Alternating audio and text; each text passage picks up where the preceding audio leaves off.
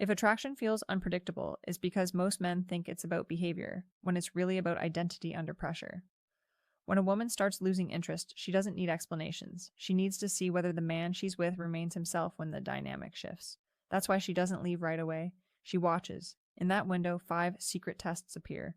Each one measures something most men were never taught to protect: their emotional center, their boundaries, their self-respect. Failing these tests doesn't look dramatic. It looks like trying harder, being more patient, being more available.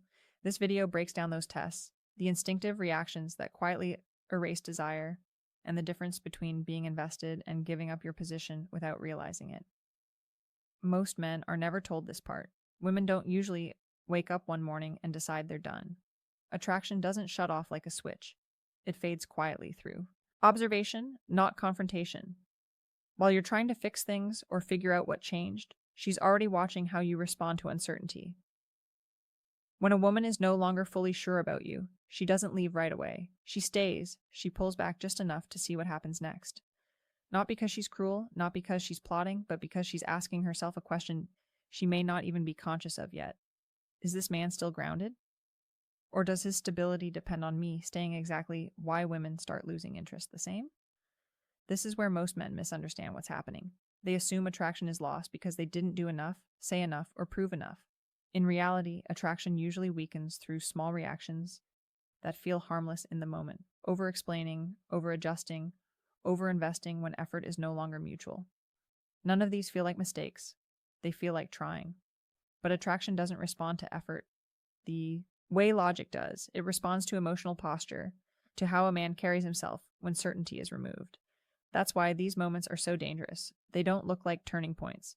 They look like normal relationship fluctuations.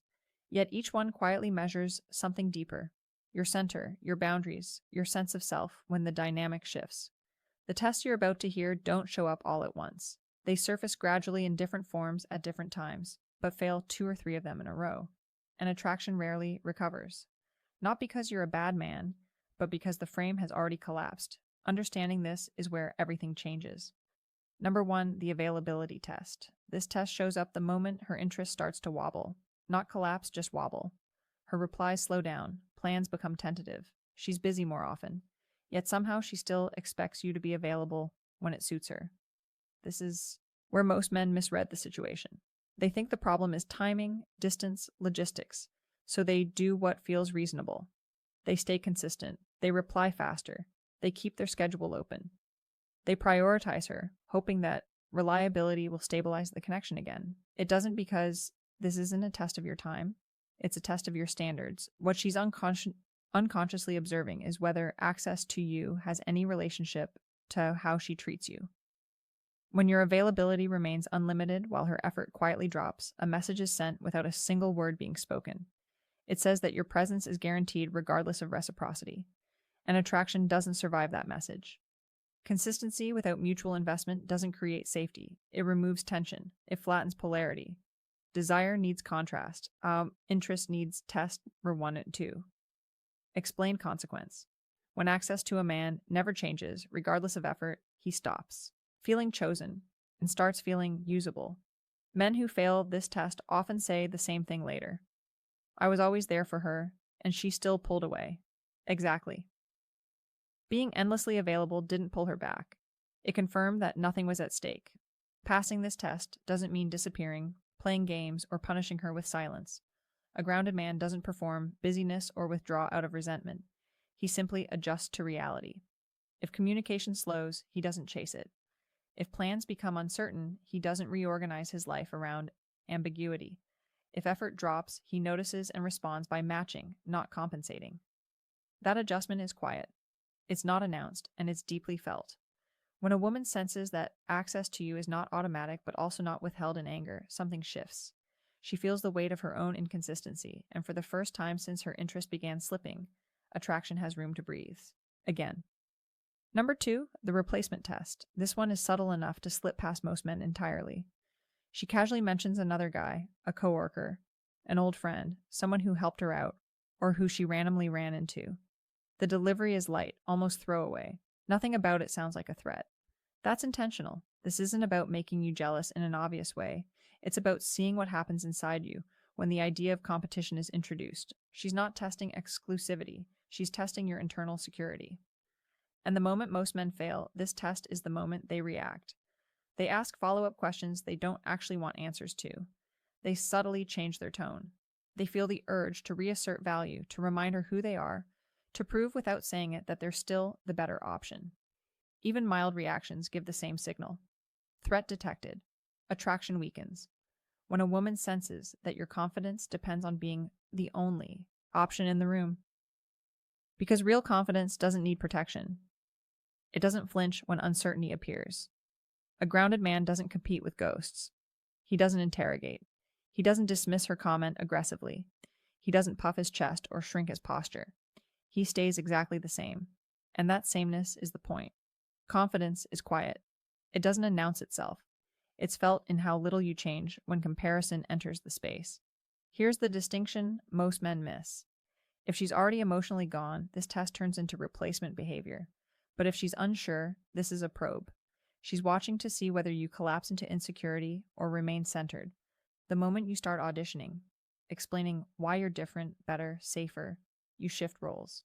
You stop being the chooser and become the one seeking approval, and attraction doesn't recover once a man. Test number 3 or 4, psychological meaning starts performing for it. Passing this test looks uneventful from the outside. You acknowledge what she says without tension. You don't pry, you don't posture. Your energy doesn't spike or dip.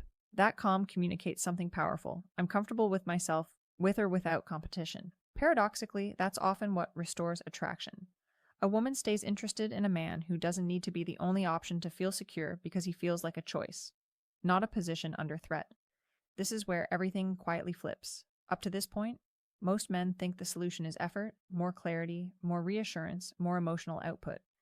They believe that if attraction is slipping, the answer must be to close the gap by doing more. But when you step back and look at the pattern, a different truth emerges.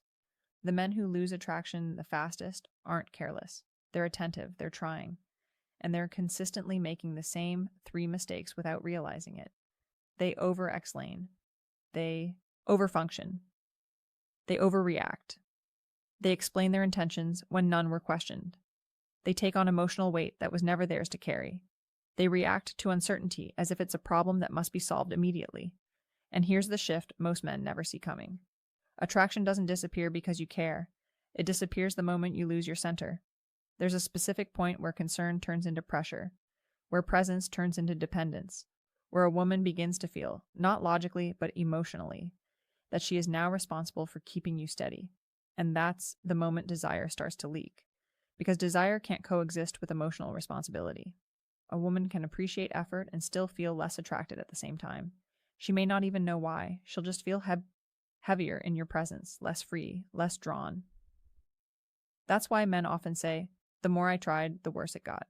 They weren't trying wrong. They were trying from a place of imbalance. This midpoint matters because the tests that come next aren't about surface behavior anymore. They're not about texts or other men or availability. They're about emotional strength under pressure. From here on, what's being measured is simple but unforgiving. Can you stay grounded when the dynamic shifts, or do you hand over your stability the moment uncertainty appears?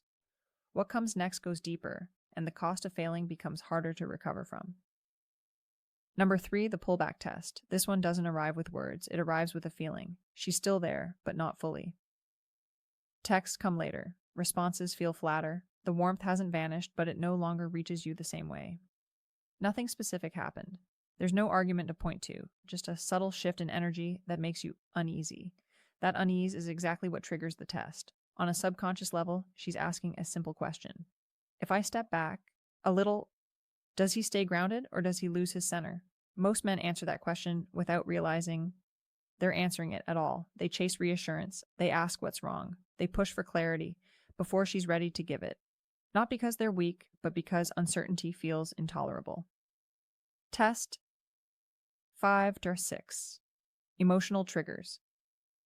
And that's where attraction begins to slide. Attraction doesn't disappear when a man wants closeness. It disappears when closeness turns into pressure, when her emotional distance becomes something you need her to fix so you can feel steady again. This is why effort applied at the wrong moment feels suffocating instead of caring. The more you push to restore the old dynamic, the more she feels responsible for regulating your anxiety. And the moment that happens, desire drains, even if she can't explain why. Passing this test doesn't require ignoring her or playing cold. It doesn't mean disappearing or pretending you don't care. It means you don't overreact to space. You notice the change, but you don't spiral. You keep your routine. You respond normally when she reaches out. You don't interrogate the silence or demand certainty before it naturally returns. That calm does something powerful. It shows that you enjoy her presence without depending on it. That space doesn't destabilize you. And paradoxically, that's what often makes her feel safe enough to move closer again. This test lives in the middle ground. She's not gone, but she's not sure. Chase her, and you push her away. Stay grounded. Allow space without resentment, and you give attraction room to recover. Sometimes doing less emotionally is exactly what keeps things from slipping further. Number 4, the emotional labor test. When a woman starts losing interest, one of the first things that quietly shifts is how she uses you emotionally. She vents more. She unloads stress more often. Her frustrations, worries, and complaints start landing in your lap with increasing frequency. At first, this can feel like closeness, like trust. You may even take it as a sign that you're becoming more important to her. That's where most men get trapped, because this isn't a test of how much you're willing to carry. It's a test of whether you have boundaries while staying present. She's watching to see if you can listen without disappearing into her emotional weight. Men fail this test by overfunctioning. They absorb everything. They try to fix her mood. They become the place where every heavy emotion gets dropped. They confuse support with self-sacrifice, believing that being endlessly available emotionally makes them a better partner. Over time, it creates an imbalance. A man who carries too much emotional labor stops feeling like a partner and starts feeling like an emotional container. Attraction fades, not because he's unkind, but because he's no longer leading emotionally. He's reacting, managing, carrying more than his share. Emotional leadership isn't about rescuing her from her feelings. It's about staying stable while she processes them. A grounded man listens without drowning. He offers perspective without trying to solve what isn't his to solve. He stays calm without becoming responsible for regulating her inner world. And here's the part men don't expect. The moment she senses that her stress is destabilizing you, something shifts, respect softens, desire follows. Not consciously, not deliberately. She'll just feel less drawn, even if she can't explain why. That's why some men notice a strange reversal. The more emotionally available they become, the less desired they feel. It's not availability that damages attraction, it's overextension. Test number 7-8. Warning signs. Passing this test means knowing when to be present and when to let her carry her own emotional process. Sometimes the most attractive response isn't fixing, solving, or absorbing. It's staying grounded and allowing her to regulate herself. This test usually appears when she's deciding whether you're emotionally stable long-term or someone she will eventually outgrow. Number 5, the disrespect probe. This test rarely announces itself. It slips in quietly, disguised as something small enough to ignore. She interrupts you while you're talking. She cancels plans last minute without much consideration. She makes a joking comment at your expense and watches your reaction. Each moment on its own feels insignificant. That's why this test is so effective. The disrespect probe isn't about the behavior itself. It's about whether you notice it and how you respond when your self-respect is lightly challenged. She's not looking for a fight, she's checking for self-regard. Most men fail this test in one of two ways. They laugh it off to avoid tension, or they over-explain why it bothered them. Both responses communicate the same thing. I'll tolerate small losses of respect to keep the peace. And attraction doesn't survive that. Here's the distinction men miss. Attraction doesn't disappear because of conflict. It disappears when a woman realizes you won't protect your own boundaries.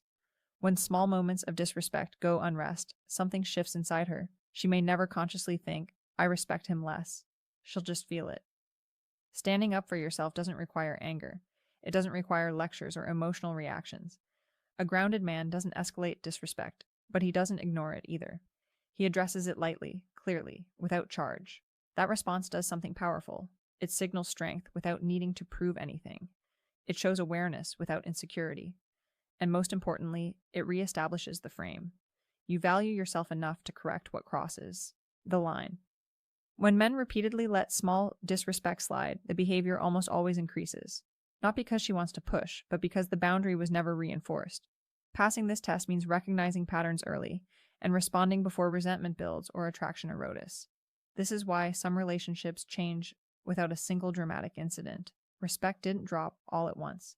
It was traded away in small moments that were never reclaimed. Protecting your self-regard isn't about dominance, it's about presence. And when a woman senses that you won't abandon yourself to avoid discomfort, attraction has something solid to anchor to. When you step back and look at all 5 tests together, a clear pattern emerges. They don't measure perfection. They don't test how romantic you are, how attentive you are, or how much you care. They all, how to respond to these tests, circle the same core question. Does this man still have his center? Every test points to it. Availability tests, whether you have standards. Replacement tests, whether your confidence collapses under comparison. Pullback tests, whether distance destabilizes you. Emotional labor tests, whether you have boundaries. Disrespect tests, whether you protect your self-regard. Different situations, same measurement. Women aren't checking whether you'll never make a mistake. They're checking whether your sense of self survives discomfort, whether uncertainty turns you into someone reactive, performative, or self-abandoning, or whether you remain grounded when the dynamic shifts. That's why these tests feel confusing in real time. None of them scream danger, they whisper, and they're spaced out just enough that most men never connect the dots. They respond to each moment emotionally instead of structurally.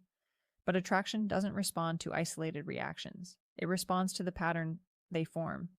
The men who maintain attraction aren't colder. They aren't detached. They're stable.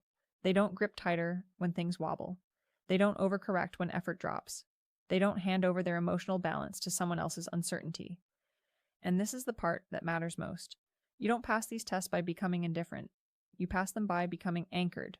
Not rigid, not defensive, just solid enough that shifts in her behavior don't knock you off axis. That's why trying to act confident never works. Confidence isn't behavior. It's the absence of collapse. It's what remains when reassurance isn't immediately available. You don't need to be flawless to hold attraction. You don't need to be untouchable. You just need to be a man who doesn't disappear from himself the moment the dynamic stops feeling secure. That's the thread running through all 5 tests. And once you see it, you can't unsee it. By the time attraction is visibly gone, it's usually already been decided. Women don't walk away because of one wrong sentence or one bad week. They walk away because of a pattern, a series of small moments where a man slowly stepped away from his own center without realizing it. Each reaction made sense on its own. Together, they quietly rewrote the dynamic. That's the part most men miss. You weren't too caring. You weren't too invested. You weren't not enough. What happened is simpler and harder to see. You adjusted yourself to keep the connection alive. And in doing so, you taught her that your stability depended on her behavior. Once that frame sets in, attraction doesn't vanish dramatically. It drains. Here's the truth that actually puts power back in your hands. You cannot control her interest. You cannot force attraction to return, but you can always control how you stand inside the relationship. Attraction isn't something you earn by final advice and motivation proving. It isn't something you negotiate with effort. It's something that's preserved when a man maintains self-respect, emotional stability, and clear boundaries, especially when things start to feel uncertain. That's why chasing never works. That's why over-explaining backfires. And that's why the men who keep attraction aren't louder or colder. They're steadier. Attraction is not something you beg for. It's something that responds to grounded presence. If this video helped you recognize moments you've lived through, subscribe. This channel exists to help you see the dynamics most men only understand after it's too late. If one of these tests hit close to home, leave a comment. Awareness is the first shift that actually matters, and if you know another man who's confused, replaying conversations in his head, wondering where things went wrong, share this with him. Sometimes clarity arrives before the loss, and that's when it can still change.